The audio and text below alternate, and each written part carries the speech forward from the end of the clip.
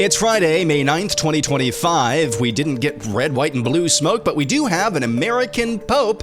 Robert F. Kennedy Jr. comes to the defense of Trump Surgeon General nominee Casey Means, and we've got Ask Her Tell Me Anything. That's next on the AM Update.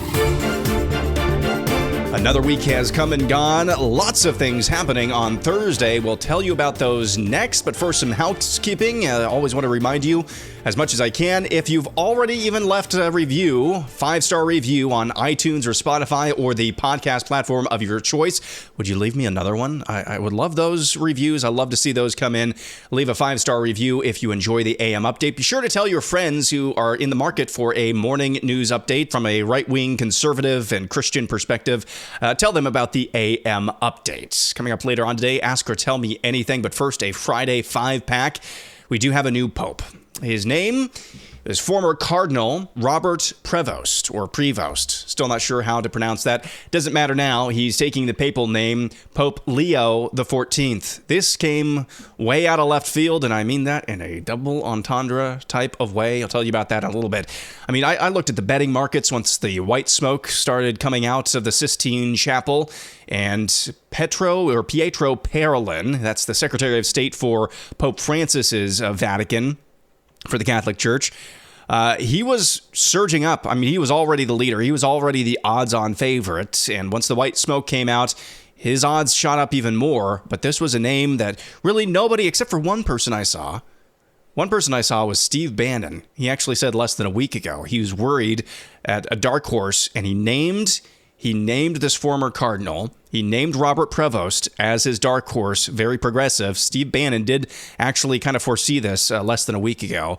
But other than that, I saw absolutely nobody having this guy on their radars. And boy, howdy. Going back through his ex-history, as Megyn Kelly said yesterday, let's just hope that he had a 20-year-old intern, liberal intern running this and never actually saw what was posted, because this guy has reposted progressive Democrats calling for gun control. He has reposted progressive liberal Catholics calling for an end to racism after the St. George Floyd hoax. He met with Pope Francis right before Pope Francis basically defrocked a Texas pro-life bishop who called out Joe Biden. Again, this is the first American pope, first pope from the United States, to be even more specific. He reposted just very pointed criticism of Vice President J.D. Vance earlier this year, talking about Ordo Amoris, or Order of Loves, when it comes to the immigration debate. Guys, I'm not a Catholic. I was hoping for a bold, conservative, traditionalist pope, because I think the moral beacon that the Holy See can be for the entire world, especially the West, I don't think you can just disregard that. But this guy, every single spidey sense is tingling right now, and especially that nobody had him on the radar. Nobody had this guy on the radar, except for Steve Bannon, of course. So we do have a new pope. He's an American. We did not get red, white, and blue smoke. We got white smoke. So having said all of that, whether you're Catholic or Protestant, you still believe that God is sovereign over all things. So maybe if you're disappointed with this papal selection, do well to remember that today. Next on our Friday 5-pack, a couple of developments from the White House. President Trump is pulling his nomination of Ed Martin for U.S. Attorney for the District of Columbia. Comes after the stupid backstabbing North Carolina Senator Tom Tillis said he couldn't get on board with his support of Ed Martin because of hard feelings over Martin's feelings about January 6th. Just the dumbest crap you'll ever hear.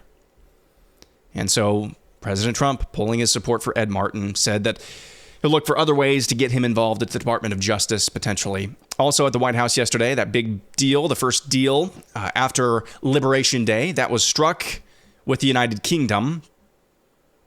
To me, this kind of reads like marginally better trade deal. A marginally better trade deal. That's kind of what we talked about 2 or 3 weeks ago on the AM Update. What are your expectations for these deals that we're expecting? I think marginally better deals with the rest of the world. An isolation of China or decoupling from China. Although Scott Bessent said this week, we're not trying to decouple from China, so who knows? This deal opens up access to $5 billion more exports. They're keeping the 10% tariff, baseline tariff on pretty much everything on the United Kingdom. So they're expecting $6 billion of revenue from those tariffs. And UK tariffs, they're saying, are being lowered from 5.1% to 1.8% on U.S. imports into the United Kingdom. And specifically, they're touting this as help for farmers because ethanol, beef, cereals, a lot of fruits, vegetables, things of that nature, those are going to be exported in this deal. So it sounds like a marginally better deal. I think when taken in total with a bunch of other countries, they say they've gotten 25, 30 other countries. I think the entire U.S. economy, even with marginally better deal after marginally better deal, that's obviously a benefit. We'll keep an eye on those talks with China this week coming up in Switzerland. Joe Biden visited The View yesterday. He was asked why he thought Kamala lost the election. Very predictable response. I'll give you 5 seconds to predict why Joe Biden thinks Kamala lost. Made the selfless and very difficult decision, I'm sure, to step aside. And Democrats were feeling optimistic about the vice president's chances of winning the presidency. But then election night came, and it was like 2016 all over again. Yeah. So why do you think the vice president lost, and were you surprised? No. I wasn't surprised, not because I didn't think the vice president was the most qualified person to be president. She is. She's qualified to be president of the United States of America. Right. But I was surprised. I wasn't surprised because they went the route of the sexist route, the whole route. I mean, this is a woman. She's this. She's that. I mean, it really. I've never seen quite as successful and a consistent campaign undercutting the notion that a woman couldn't lead the country and a woman of mixed race. Yeah. And they played that to a fairly well. So there you have it. Kamala lost, Joe Biden says, because we are racist and sexist. I told you could figure out what he was going to say. Story number 4 on our Friday 5-pack. Robert F. Kennedy Jr., HHS Secretary, coming out in strong defense of Trump's new pick to be Surgeon General. That would be Casey Means. Secretary Kennedy wrote on X yesterday, quote, "The absurd attacks on Casey Means reveal just how far off course our healthcare conversations have veered and how badly entrenched interests, including Big Food and its industry-funded social media gurus, are terrified of change. Casey has excelled in every endeavor she has undertaken. She was president of her Stanford undergrad class, was standout at Stanford Medical School, and was a top performer in surgical residency. She had the courage to leave traditional medicine because she realized her patients weren't getting better. The attacks that Casey is unqualified because she left medical system completely missed the point of what we are trying to accomplish with MAHA. Casey is the perfect choice for Surgeon General precisely because she left the traditional medical system, not in spite of it. Her leadership has inspired many doctors to reform the system and forge a new path away from sick care, which fills corporate coffers, and towards health care, which enriches all of us. After leaving traditional medicine, Casey started a company and wrote a New York Times best-selling book that empowered patients and helped launch the MAHA movement. This ability of Casey's to inspire Americans to rethink our healthcare system is also an existential threat to the status quo interests which profit from sickness." So you could tell yesterday when I was talking about Casey Means, and Robert F. Kennedy Jr. goes on, but you get the gist of what he's saying, and pushing back very hard on criticism of Casey Means for Surgeon General. You could tell yesterday I was kind of hedging my bets, and here's why. Here's what I said. I've seen a lot of people I love and respect think that this is a great pick. I've seen a lot of people whom I love and respect say this is a terrible pick. The reality is, and I just needed more time to think this through, but what was giving me pause is that Casey and Callie Means just kind of came out of nowhere all of a sudden, like a couple of years ago. And then they're everywhere. And I think if I have a superpower at all, it's to figure out who just kind of appeared on the scene out of nowhere and question them, be skeptical of them immediately. Did this with Vivek Ramaswamy. And I know there are mixed emotions and mixed feelings about Vivek. And I hope he wins the governor's race now and that he can actually put his words and his stated beliefs into action. I hope he wins in Ohio. But I saw right through that right away because he just came out of nowhere and then was everywhere. Same thing with Casey and Callie Means. So there are some people who I actually don't really like right now and don't really respect right now that kind of come out of the Maha side and are the type of people you'll see on social media. If you didn't know better, you'd just think that they were cheering for Maha and MAGA to just fail. And I don't know why. Those are the people who were leading the charge saying that Casey Means is controlled opposition, a CIA deep state plant, things of that nature. And what was causing me to hedge my bets is because that's kind of what I thought that she was. That's kind of what I thought Casey and Callie Means were. Because when you just come out of nowhere, my spidey senses start tingling. Kind of like the new Pope selection. But then I saw Nicole Shanahan, who I really have come to have a great deal of admiration for, and she was saying much the same things. So I think this is where I'm landing on Casey Means right now. I think she's better than Janet Neshewat, who was Trump's old pick to be Surgeon General. I'm just going to kind of, again, like a lot of things, let this play out, and she'll be able to show you pretty quickly whether she's legit or not. All right, final story, I should say, on a Friday 5-pack. Here is Secretary of Defense Pete Hegseth once again taking a victory lap on what they're accomplishing at the Pentagon. We are leaving wokeness and weakness behind. No more pronouns, no more climate change obsession, no more emergency vaccine mandates, no more dudes in dresses. We're done with that shit.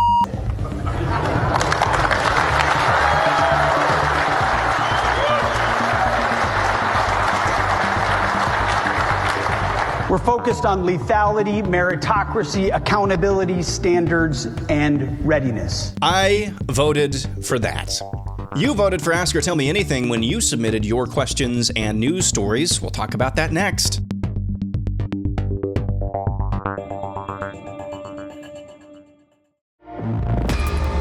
Back for one final segment this week on the AM Update. This is from Cheryl Tuskin, who says, "My husband encouraged me to share this post about my call into a statewide conservative radio show earlier this week. I help parents learn about their limited school choice options here in Montana." Here's Cheryl Tuskin on Montana Talks. Cheryl is a listener to AM Update and a listener to Montana Talks, and she decided to call in this week. Listen to this. In Bozeman. Cheryl, thanks for the call. What's on your mind? Yeah, hey guys, how are you doing? Hey, great. Yeah, what's going on? Yeah, so I was just calling because I wanted to congratulate our friends over in Texas because they actually passed universal school choice and it was signed into law over the weekend. So that is super, super exciting.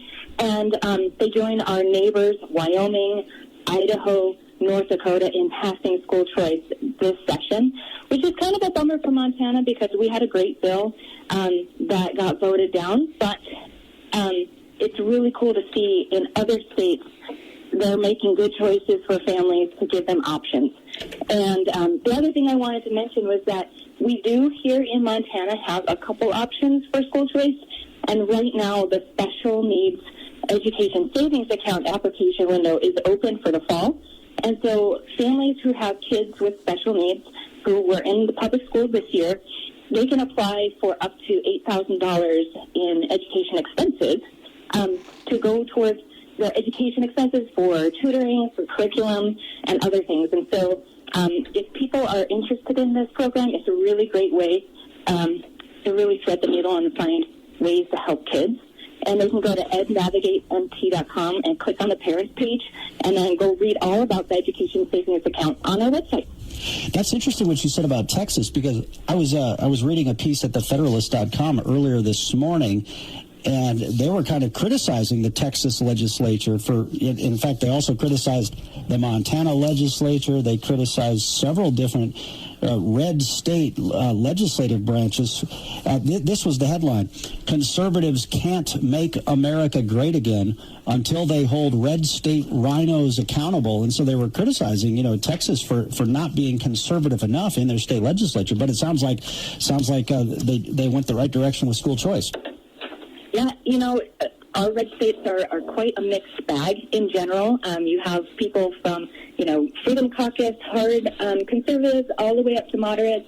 And it is difficult, but it takes a coalition of those sorts of people to pass school choice. So I think that there might have even been some Democrats who came on board for Texas, which is great. But Governor Abbott made it his number one priority after their last session. And he did what he needed to do to find supporters of school choice, because he knew that is what his constituency wanted so bad, was to have options. And now they're going to have the biggest school choice program in all of America, just because of the greatness of their state. They have so many people, but they have really, really opened up the door and rolled out the red carpet for parents to be able to choose and find alternatives outside of the public school system. Good job, Cheryl Tuskin, calling in and educating your fellow Montanans about what's at stake with school choice and how popular it is in red states now. I think I saw with Texas passing school choice, now a majority of K through 12 children actually in this country live in states and they have access to school choice. And I've heard all the arguments from conservatives against it. It's a gateway drug to policing what homeschoolers can teach. Those are all fights I'm sure that will come, but they are fights that we need to have. To me, this is just a baseline step in the right direction. You hear me saying that phrase a lot, step in the right direction, step in the right direction. That's better than getting pulverized in the wrong direction. To me, school choice is just your own tax dollars following your own children. That's the baseline of school choice. Of course, there are other pitfalls, private schools increasing tuition, things of that nature. But those are fights that are derivative of this. Instead of just being stuck in a terrible district, you now have a choice. So good job, Cheryl. Hopefully states like Montana can pass their own version of school choice in the near future. Jim Stocker. On a scale of 1 to 10, how likely do you think it is that Anna Paulina Luna's bill to repeal the Patriot Act will be brought to the floor for a 0? 0. Jim says negative integers. Yeah. That's not happening. Jared Y says, if Pakistan can eliminate all the call centers in India, do your thing. Tough but fair, Jared. Kay Rogers says, assuming Tom Tillis wins a primary challenge, if there is one, is it better to vote for the Democrat or just to not vote at all? Been wrestling with this for a few years and leaning toward voting Dem. Thanks. No, don't vote Democrat. I guess if the Democrat came out and said, no, I'm bucking my party on the life issue, on gender, on all that, I vote for the Democrat. Kay Rogers, I'm guessing you're asking more of a strategic thing, just to get him out of there. Take a little bit of poison for hopefully 4 years, just to get Tom Tillis off the scene. If there's a real possibility of that happening, if your conscience allows you to do that, maybe that's a different conversation. But if the Democrat is just an out-and-out progressive, I would say the better option is to not vote at all. The best option is to find a primary opponent, Lara Trump, and vote for a primary opponent against Tom Tillis. That would be the best option. Pat and Pete says, inflation has been so bad that a $100 bill now weighs more than $100 worth of gold. That is bad. That's one way to measure inflation. Steph says, what do you think went down with the Surgeon General switch? All the coverage I've seen just mentioned it happened, but no reason why. I have no idea. That's kind of why I was hedging my bets. If you put a gun to my head, based on RFK Jr.'s just staunch advocating for Casey Means, I wonder if he got in Trump's ear and said, no, this Janet Neshewat is Nimrod. We need somebody else. Maybe something like that happened, but I have no idea. When it came to Dave Weldon for, what was that? Can't remember what appointment that was. It was because of his stance on vaccines. Former congressman, and he got nixed for his appointment because of his stance on vaccines. So, this one, I don't know. because Janet Nishewat seemed like a pretty mainstream medical professional. Kay Adkins says, how much of this assessment do you think is real versus made up? This is the Axios story inside the DeSantis made-for-TV fall in Florida. I think much of it is made up, but I think just ignoring the dynamic at play on the right now, nobody, whether or not you're a fan of Ron DeSantis or appreciate what he has done in Florida, which I do, and I have a tremendous deal of respect for the man. I think you just have to take into account the dynamic on the right now, is that Ron DeSantis came at the king and he missed. And so it's open season on him. Whether it should be that way or not, it is what it is. And so now you have a dynamic in Florida where people, Republicans, who probably hated his guts anyway, prior to him running for president, now feel all the more emboldened because much of Trump's support, much of their online kind of influencer base, feels all the more emboldened to take pot shots at him because he came at the king and he missed. And so now these rhinos who really don't have much in common with true America First, MAGA, they feel all the cover in the world to try to knife him, to try to de facto impeach and remove him, which is what they're trying to do right now. So I read some of that piece, Kay Adkins, and I know this is probably not the answer that you're wanting, but I think much of it is probably just made up from what I was reading. It's made up in the sense that I don't think, was it Mark Caputo who wrote that? I don't think he really understands this dynamic either. All right, a couple of more, and I think this is a good place to end on this week. We're going to go to Cupcake, who says, I never got a chance to lovingly share the gospel with an atheist friend who recently passed. Is it appropriate to share the gospel with other non-believers at the funeral? I'm tempted to, but I've never properly shared it with anyone before.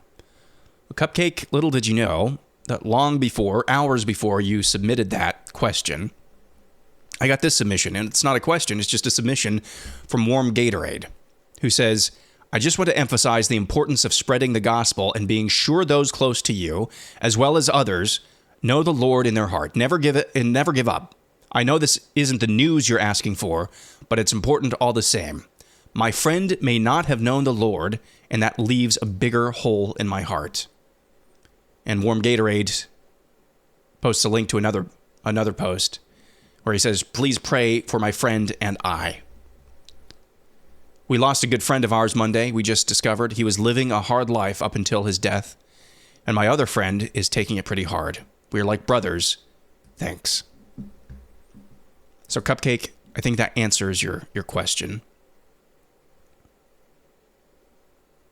You lost an atheist friend.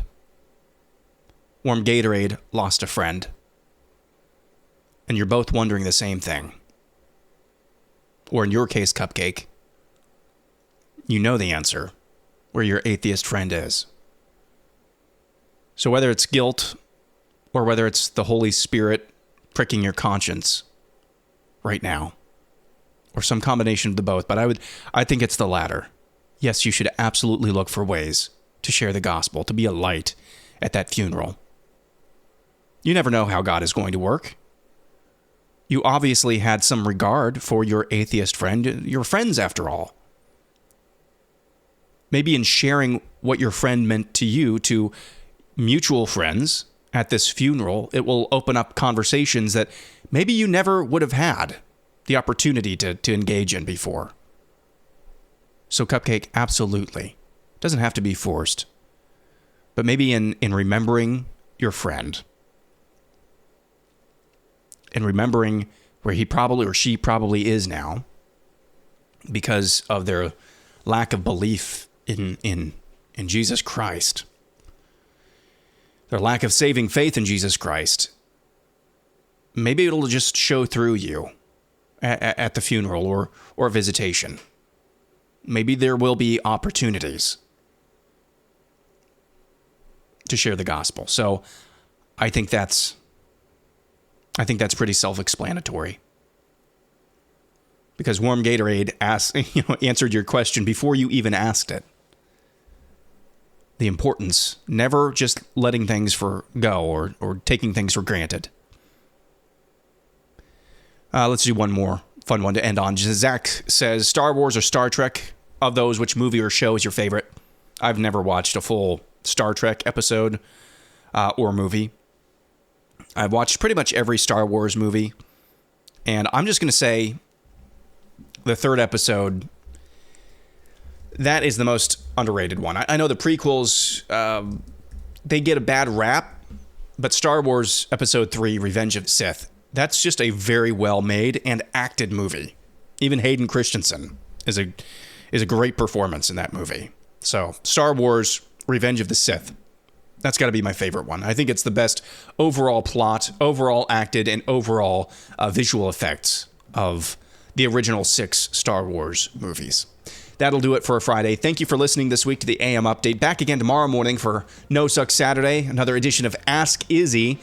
There is a new protocol that some research has been done on for treating cancer. Bella looked into this and has an answer, her take on this new research. You'll hear that tomorrow morning for Ask Izzy on No Sucks Saturday. Have a great weekend. Back at it again on Monday.